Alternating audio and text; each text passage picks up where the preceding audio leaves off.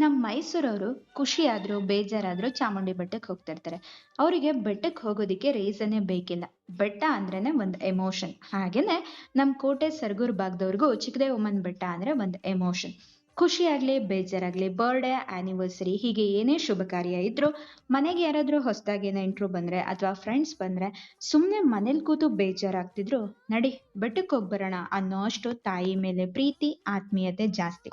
ಇವತ್ತು ಅದ್ಯಾವುದೂ ಇಲ್ದೆ ಹೋದ್ರು ಬೆಟ್ಟಕ್ಕೆ ಹೋಗಿ ತುಂಬಾ ದಿನ ಆಯ್ತು ಅಂತ ನಾವು ಹೊರಟಿದೀವಿ. ಬನ್ನಿ ನಿಮಗೂ ಒಂದಷ್ಟು ಇನ್ಫಾರ್ಮೇಶನ್ ಹೇಳ್ತೀನಿ. ನೀವೇನಾದ್ರೂ ಹೊಸದಾಗಿ ಈ ಬೆಟ್ಟಕ್ಕೆ ಬರ್ಬೇಕು ಅಂತ ಅನ್ಕೋತಿದ್ರೆ ನಿಮಗೆ ಈ ವಿಡಿಯೋ ಮೇ ಬಿ ಹೆಲ್ಪ್ ಆಗ್ಬೋದು. ದೇವಸ್ಥಾನ ಇರೋದು ಕೋಟೆ ಟು ಗುಂಡ್ಲುಪೇಟೆ ಹೈವೇಲಿ. ನೀವು ಕೋಟೆ ಮೈಸೂರು ಕಡೆಯಿಂದನಾದ್ರೂ ಬರಬಹುದು, ಇಲ್ಲ ಗುಂಡ್ಲುಪೇಟೆ ಬೇಗೂರು ಕಡೆಯಿಂದಾದ್ರೂ ಬರಬಹುದು. ಮೈಸೂರಿಂದ ಬರೋರ್ಗೆ ಸರ್ಗೂರಿಗೆ ಬೇಜಾನ್ KSRTC ಬಸ್ಗಳಿವೆ. ಅದ್ರಲ್ಲಿ ಬಂದು ಬಸ್ ಸ್ಟ್ಯಾಂಡ್ ಎದುರುಗಡೆನೆ ಬೆಟ್ಟಕ್ಕೆ ಹೋಗೋ ಪ್ರೈವೇಟ್ ಗಾಡಿಗಳು ನಿಂತಿರುತ್ತೆ. ಆದ್ರೆ ಅದು ತಾಯಿಯ ವಾರದ ದಿನಗಳಲ್ಲಿ ಅಂದ್ರೆ ಮಂಗಳವಾರ ಮತ್ತೆ ಭಾನುವಾರ ಮಾತ್ರ.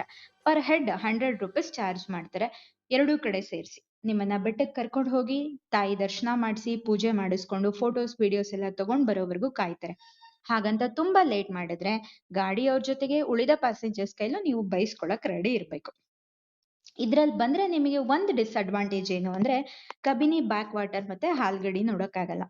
ಮತ್ತೊಂದು ಆಪ್ಷನ್ ಇದೆ, ಸರ್ಗೂರಿಂದ ನೀವೇ ಗಾಡಿ ಬಾಡಿಗೆ ಮಾಡ್ಕೊಂಡ್ ಬರಬಹುದು. 500 ಇಂದ 600 ರೂಪಾಯಿ ತಗೋತಾರೆ. ಬೆಟ್ಟ ಎಲ್ಲ ಸುತ್ತಾಡಿಸಿ ಹಾಲ್ಗಡಿ ಕಬಿನಿ ಬ್ಯಾಕ್ ವಾಟರ್ ಎಲ್ಲ ತೋರಿಸ್ಕೊಂಡ್ ಬರ್ತಾರೆ. ಇದ್ಯಾವುದೂ ಆಗಲ್ಲ ಅಂದ್ರೆ ಪುರದಕಟ್ಟೆವರೆಗೂ KSRTC ಬಸ್ ಇರುತ್ತೆ. ಅಲ್ಲಿಂದ ನಟರಾಜ ಸರ್ವಿಸ್ ಮಾಡಿದ್ರೆ ಒಳ್ಳೆ ಟ್ರೆಕ್ಕಿಂಗ್ ಆದಂಗ್ ಆಗುತ್ತೆ. ಏನೊಂದ್ 8 ರಿಂದ 10 ಕಿಲೋಮೀಟರ್ ಆಗ್ಬೋದು. ಇನ್ನೂ ಬೆಸ್ಟ್ ಏನು ಅಂದ್ರೆ ನಿಮ್ಮ ಸ್ವಂತ ಗಾಡಿಗಳಲ್ಲಿ ಬಂದ್ರೆ ನಿಮ್ಮನ್ನ ಕೇಳೋರೇ ಇಲ್ಲ ಬಿಡಿ. ಬೆಟ್ಟದ ಪಾದದ ಎಂಟ್ರೆನ್ಸ್ ಅಲ್ಲಿ ಎಂಟ್ರಿ ಟಿಕೆಟ್ ತಗೊಂಡು ಒಳಗೋದ್ರೆ ನೀವು ಸಂಜೆವರೆಗೂ ಇರಬಹುದು. ಆರಾಮಾಗಿ ಬೆಟ್ಟನೆಲ್ಲ ಸುತ್ತ ಹಾಕೊಂಡು ಹಾಲ್ಗಡಿ ಕಬಿನಿ ಬ್ಯಾಕ್ ವಾಟರ್ ಎಲ್ಲ ನೋಡ್ಕೊಂಡ್ ಬರಬಹುದು.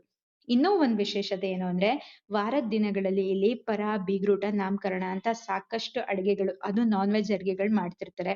ಸ್ವಲ್ಪ ರಿಸ್ಕ್ ತಗೊಳ್ಳೋ ಮೈಂಡ್ ಸೆಟ್ ನಿಮಗಿದ್ರೆ, ಗೊತ್ತಿಲ್ಲದೆ ಇರೋರು ಫಂಕ್ಷನ್ಗೆ ಹೋಗಿ ಊಟ ಮಾಡ್ಕೊಂಡ್ ಬರ್ಬೇಕು ಅನ್ನೋ ಆಸೆ ಏನಾದ್ರೂ ಇದ್ರೆ ಟ್ರೈ ಮಾಡಿ. ಅಕಸ್ಮಾತ್ ಅವ್ರಿಗೇನಾದ್ರೂ ಗೊತ್ತಾಗಿ ಬೈದ್ರೆ ಬೇಜಾರ್ ಮಾಡ್ಕೋಬೇಡಿ ಅಷ್ಟೇ. ಅದು ಅಲ್ದೇನೆ ನೀವು ಫ್ರೆಂಡ್ಸ್ ಫ್ಯಾಮಿಲಿ ಗ್ರೂಪ್ ಜೊತೆಗೆ ಬಂದಿದ್ರೆ ನೀವೇ ಅಡ್ಗೆ ಮಾಡ್ಕೊಂಡು ಊಟ ಮಾಡ್ಕೊಂಡ್ ಬರ್ಬೋದು. ಸಾಕಷ್ಟು ಛತ್ರಗಳು, ವಿಶಾಲವಾದ ಜಾಗ, ನೀರಿನ ವ್ಯವಸ್ಥೆ ಎಲ್ಲಾನು ಇಲ್ಲಿದೆ.